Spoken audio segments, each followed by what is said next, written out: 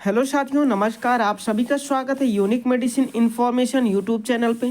तो आज की इस नए वीडियो में हम लोग समझने वाले हैं सिमेटिडिन मेडिसिन्स के बारे में, इसके यूज़ के बारे में, इसके साइड इफ़ेक्ट के बारे में, इसमें क्या क्या कंपोजिशन है, डोज के बारे में पूरा डिटेल में डिस्कस करने वाले हैं। तो यदि आप चैनल पर नए आए हैं तो प्लीज़ चैनल को सब्सक्राइब कर दीजिएगा।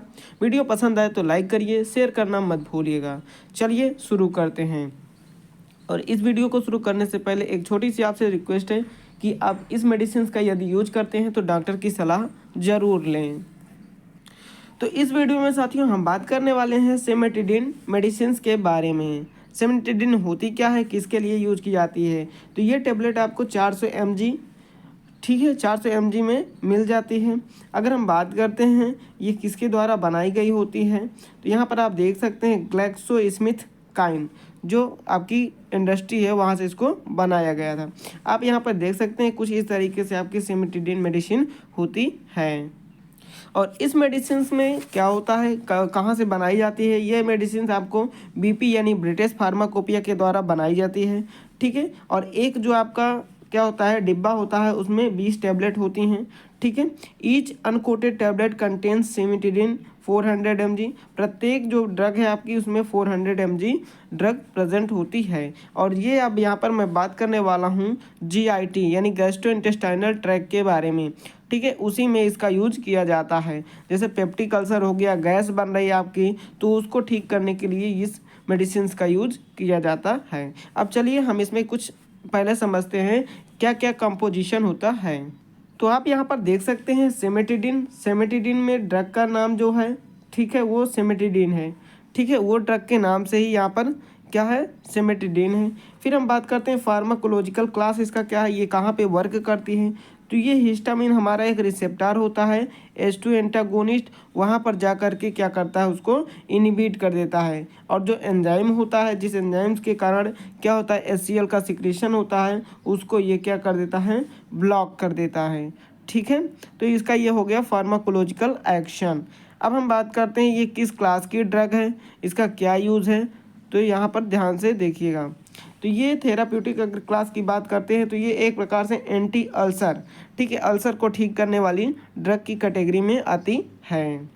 कुछ और हम यहाँ पर इसके यूज़ के बारे में जान लेते हैं। तो देख सकते हैं आप H2 एंटागोनिस्ट, मैंने आपको अभी बताया कि ये H2 जो एंटागोनिस्ट होता है यानी H2 रिसेप्टर्स पे बाइंड होकर के गैस के सिक्रेशंस को रिड्यूस करता है। दूसरा है रिड्यूस गैस्ट्रिक एसिड सिक्रेशन, ठीक है, gastric volumes, hydrogen ion concentration, ये सभी को क्या करता है, जो हमारे स्टमक में HCl है उसके सिक्रेशंस को, उसके वॉल्यूम्स को, और जो हाइड्रोनियम आयन है उसके कंसंट्रेशंस को क्या करता है, मेंटेन करता है, ठीक है। फिर उसके बाद क्या काम करता है ये, थर्ड है हिपैटिक मेटाबॉलिज्म। जो हिपैटिक मेटाबॉलिज्म है यानी जो लीवर में मेटाबॉलिज्म हो रहा है उसको भी क्या करता है, मेंटेन करता है।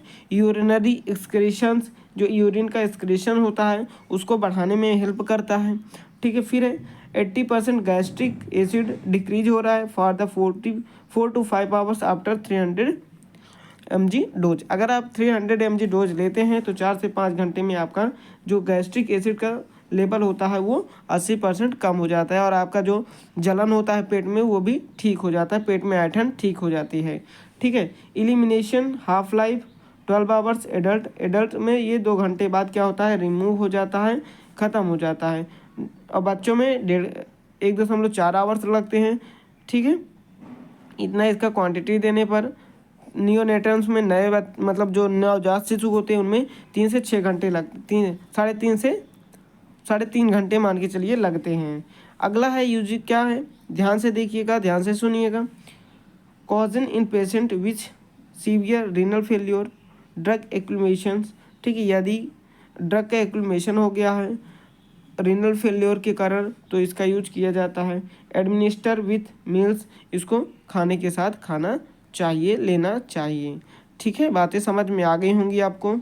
नेक्स्ट और कौन कौन से यूज़ हैं कुछ और जान लेते हैं, ठीक है। तो थेराप्यूटिक यूज आप यहाँ पर देख सकते हैं। Gastric and duodenum ulcer, gastric ulcer है यदि डेडनम यानी जो आंत में अल्सर है उसको ठीक करने के लिए इसका यूज किया जाता है। फिर जोलिंजर इल्सन सिंड्रोम, जोलिंजर इल्सम सिंड्रोम एक प्रकार का होता है जो हमारे स्टमक के अंदर होता है, तो उसको भी ठीक करने के लिए यूज किया जाता है। गैस्ट्रोएसोफेगल रिफ्लक्शन GERDS, इसको ठीक करने के लिए इसका यूज किया जाता है। एस्पायरेशंस, ठीक है, न्यूमोनाइटिस, एस्पायरेशन न्यूमोनाइटिस हो जा रहा है तो इसको ठीक करने के लिए इसका यूज किया जाता है। हार्टबर्न, एसिडिक इंडाइजेशंस, सोर स्टमक, स्टमक में छाले पड़ गए हैं, तो इन सभी को ठीक करने के लिए सिमेटिडिन का यूज किया जाता है। नेक्स्ट पॉइंट और लास्ट पॉइंट की बात करते हैं साथियों, इसमें साइड इफेक्ट क्या क्या हैं। ठीक है, तो एडवर्स इफेक्ट क्या क्या देखने को मिलते हैं। कॉमन साइड इफेक्ट में आप यहाँ पर देख सकते हैं, कॉन्स्टिपेशन आपको हो सकता है, डायरिया हो सकता है, टायर्डनेस हो सकता है, ठीक है, और मसल्स पेन, आपके मसल्स में पेन भी देखने को मिल सकते हैं। ठीक है, नेक्स्ट हम बात करते हैं CNS पे इसका क्या इफेक्ट पड़ेगा।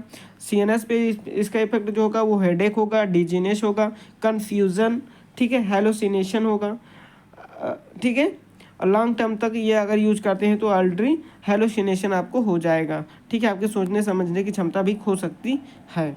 ठीक, फिर इंडो इक्रीशन इफेक्ट क्या होगा उसके बारे में जानते हैं। तो जो एंटी एंड्रोजन है आपका हार्मोन्स है, उसके लेवल को क्या कर देगा, रिड्यूस कर देगा।